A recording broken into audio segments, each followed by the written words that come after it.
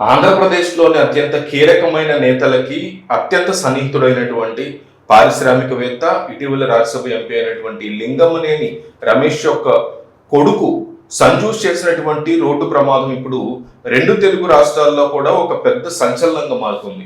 ఇంత పెద్ద ప్రమాదం జరిగి ఒక ప్రాణం పోయినా కూడా పోలీసులు వ్యవహరించిన తీరు చూసి సామాన్య జనం చాలా తీవ్రంగా మండిపడే పరిస్థితుంది. ప్రమాదం జరిగిన తర్వాత నామమాత్రంగా ఒకే ఒక సెక్షన్ పెట్టి చేతులు దులుపుకున్నారనే ఆరోపణలు రావడం సోషల్ మీడియాలో విపరీతమైన చర్చకి దారితీస్తుంది. అసలు ఇంత తీవ్రమైనటువంటి ఘటన జరిగితే 4-5 రోజుల పాటు బయటికి పొక్కకుండా ఈ విషయం ఎలా దాచిపెట్టారు అనేది విస్తుపోయేటువంటి నిజంగా కనిపిస్తోంది. ఈ రకమైనటువంటి సంఘటనలో తెర వెనుక ఏం జరిగింది అనే దాని మీద ఒక ఉన్నతాధికారి బయటపెట్టిన వివరాలు చూస్తే అందరూ ఆశ్చర్యపోయే పరిస్థితుంది.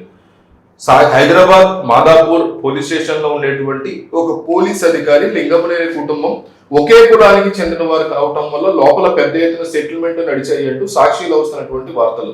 డబ్బు పలుకుబడి ఉన్నాయి కదా అని ఈ వ్యవహారాన్ని దాదాపు 5 రోజుల పాటు బయటికి రానివ్వకుండా కప్పిపెట్టేశారు అనే ఆరోపణలు ఉన్నాయి. మాదాపూర్ థానాలోని ఆ అధికారి మరికొందరు కింది స్థాయి సిబ్బంది కలిసి నిందితుడి కుటుంబంతో మాట్లాడి అక్కడే విషయాన్ని సర్దేసే ప్రయత్నం చేశారనేది కూడా ఆరోపణగా ఉంది.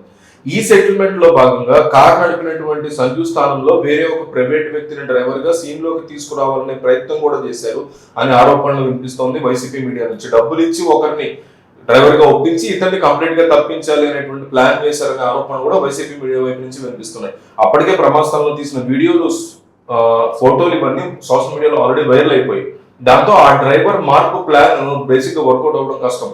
సో తప్పనిసరి పరిస్థితుల్లో సంజీష్ పేరు మీదే కేసు పెట్టాల్సిన పరిస్థితి వచ్చిందని కూడా ఆరోపిస్తుంది వైసీపీ మీడియా. ఆయన కూడా ఏదో చేశామని అనిపించుకోవడానికి నామమాత్రంగా ఒకే ఒక సెక్షన్ తగిలించి నోటీసులు ఇచ్చి ఇంటికి పంపించేశారు అనేది ప్రధాన ఆరోపణ.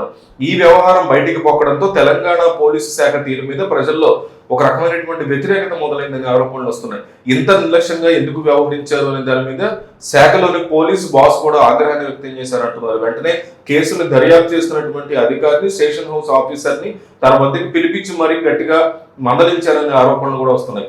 సో కళ్ళ ముందే ఇంత ప్రమాదం కనిపించి ఒక ఆడపిల్ల చనిపోతే ఆ తీవ్రతని పట్టించుకోకుండా డబ్బు ఉన్న వాళ్ళకి ఎలా లొంగిపోతారు అని నిలదీశారంటూ కూడా ఆరోపణలు వస్తున్నాయి. సో అంత నిర్లక్ష్యంగా వేగంగా కారు నడిపి ప్రాణం తీసేస్తే కనీసం మోటార్ వెహికల్ చట్టం కింద కూడా ఎందుకు మీరు సెక్షన్ పెట్టలేదు అని గట్టిగా అడిగారంట.